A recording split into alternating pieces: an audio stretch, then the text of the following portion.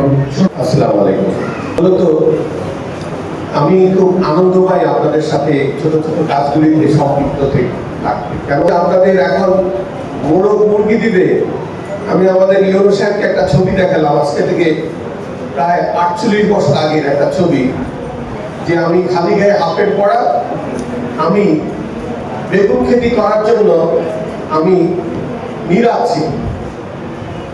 ওই সময় আমরা 8টা স্কাউট, আমরা এই আমাদের ক্যাপিটাল ছিল 8,000 টাকা।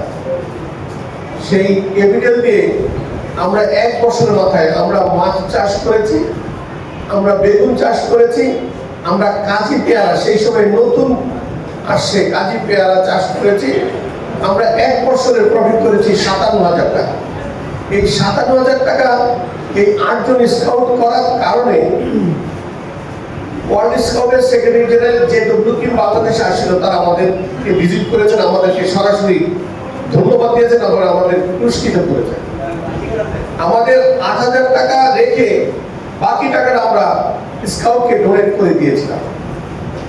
এই যে মুরগির কথা বলেন, আমাদের বাসায় 100 মুরগি আর 100 হাঁস থাকতো।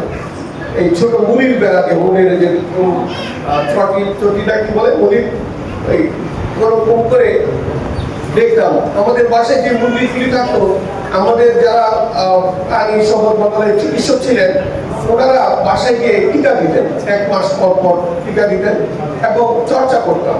আমি ছোটবেলা কবুতর পালতাম, 2টা কবুতর দিয়ে 100 জোড়া কবুতর বানিয়েছিলাম। আমি যখনই দেখি কোনো কিছু হচ্ছে, দেখি যে ওইটার সাথে আমার সম্পৃক্ততা আছে। আমি, আপনারা যাও জানেন, আমার নানির বাড়ি হলো কাছড়াটা। আমরা যে ভাই বোনই হতাম, আমাদের নানা বাড়ি থেকে একটা গাভী গরু আর কি বলে বাচ্চা দিত আমাদের দুধ খাওয়ার জন্য। তো আমরা দেখেছি যে এই গাভী গরুগুলি আবার যখন বড় হতো, আবার এগুলি যখন বাচ্চা দিত, আমাদের যারা সাপোর্টিং ওয়ার্ক ছিল, যারা আমার ওয়ার্কার ছিল, আমাদের যারা কাজ করে আগায় দিত, রান্না বান্না আগায় দিত, মা আবার ওই বুড়া গরুটা ওদেরকে দিয়ে দিত, ওরা আবার স্বাবলম্বী হতো।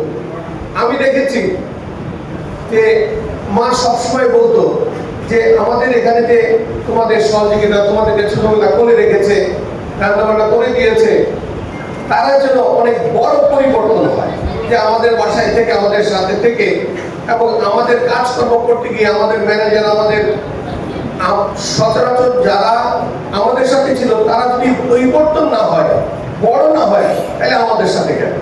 আমি দেখেছি যে অনেকের শত শত কোটি টাকার মালিক হয়েছে আমাদের সাথে থেকে। আমার আপনাদের কাছে পরামর্শটা হলো, আপনারা ম্যাক্সিমাম নদীর পাড়ের মানুষ, আমরা ওয়ারেন হাইসেও আমরা শাকসবজি দিয়ে সংসার চলে। যদি আগের সময়ের যদি চিন্তা করেন, মুরগি খোলা রেখা, ঘরের পিছনে শাকসবজি, দুন্দুল খেতে, একটা দুন্দুল গাছ লাগাইলে টোটাল এলাকাবাসী দুন্দুল খেতে পারে। সুরেশ্বরের ডাটা একবার লাগাইলে বীজকে পুরো এলাকা সুরেশ্বরের ডাটা কিনে দেওয়া যায়।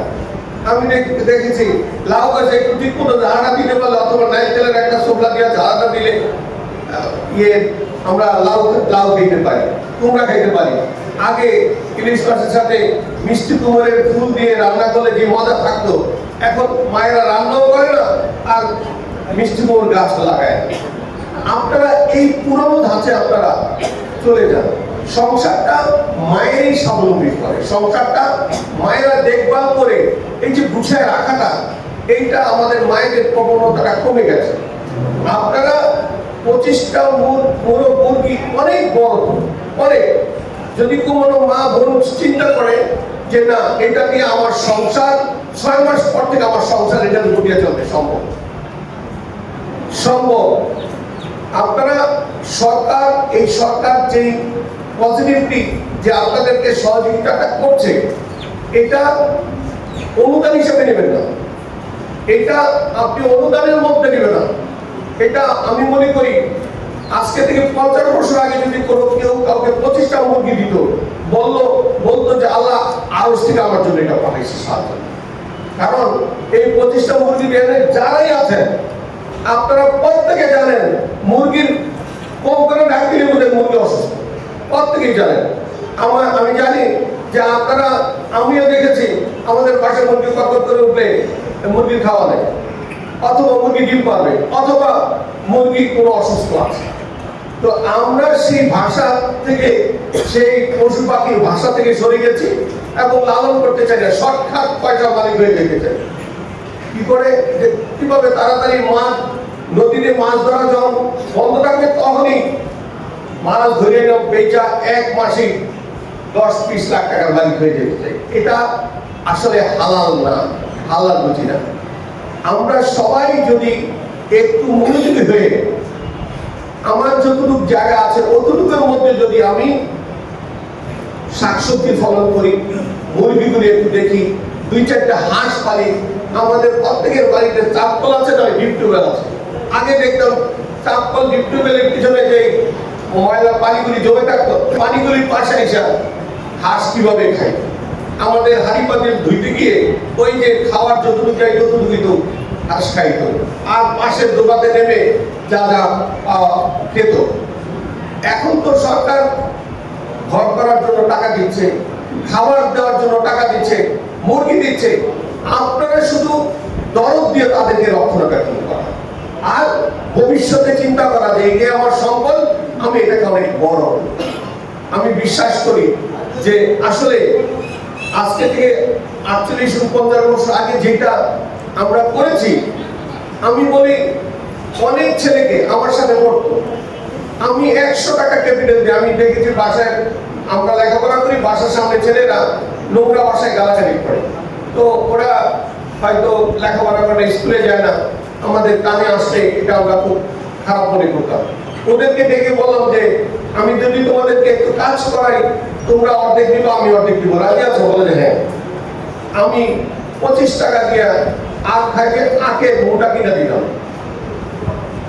খিরাই কিনে দিতাম, তারপর পেয়ারা কিনে দিতাম।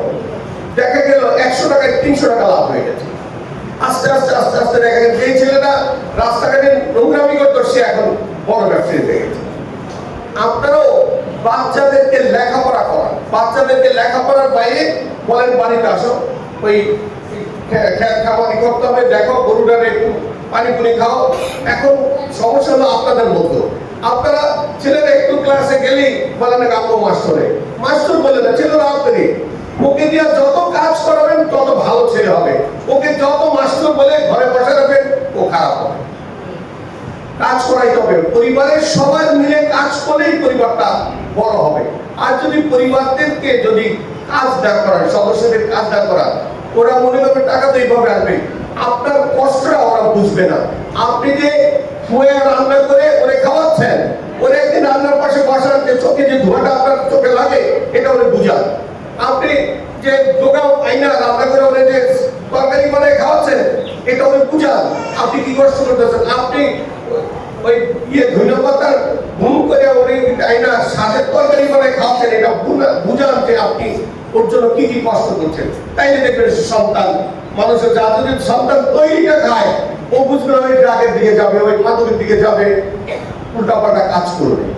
যাই হোক, এই সরকার ভালো পদক্ষেপগুলি নিচ্ছে, সাথে সাথে আমি আপনাদের ভোটে আমি এমপি হয়েছি। আমার এই সবগুলি প্রোগ্রামে আমার আসতে ইচ্ছে করে, কারণ আমি আপনাকে আধা ঘন্টা 10 মিনিট কথা বলে যদি আপনাকে আমি সচেতন করে ফেলতে পারি, আপনার পরিবারটা সচেতন হয়ে যায়, এটা আমার সার্থকতা। তাইলেই তো বলবো যে আমাদের দেশের 1000 লোক বেকার ছিল, এখন 90 জন আছে। ওই 10 জনেরই সফলতা আমাদের সকলের চেষ্টা। তো আমাদের এই যে সবাই আপনাদের আজকে বলতে দিই, সমস্ত অফিসার আর পরিবার নিয়ে থাকবে, আপনাদের জন্য, আমাদের জন্য এই যে সময় দিয়েছে, এই জন্য আমার অন্তর থেকে ওনাদের জন্য কৃতজ্ঞতা, ধন্যবাদ। আর আপনারা আমাদের কথাগুলি একটু মনে মনে ভাবেন, এই আশাটাকে ব্যক্ত করে আমি আশা করি আগামী 5 বছরে আপনারা একজন সফল ব্যবসায়ী, বড় ব্যবসায়ী হবেন, এটা আশাবাদ ব্যক্ত করে আপনারা ভালো থাকেন, সুন্দর থাকেন। আল্লাহ হাফেজ। আসসালামু আলাইকুম।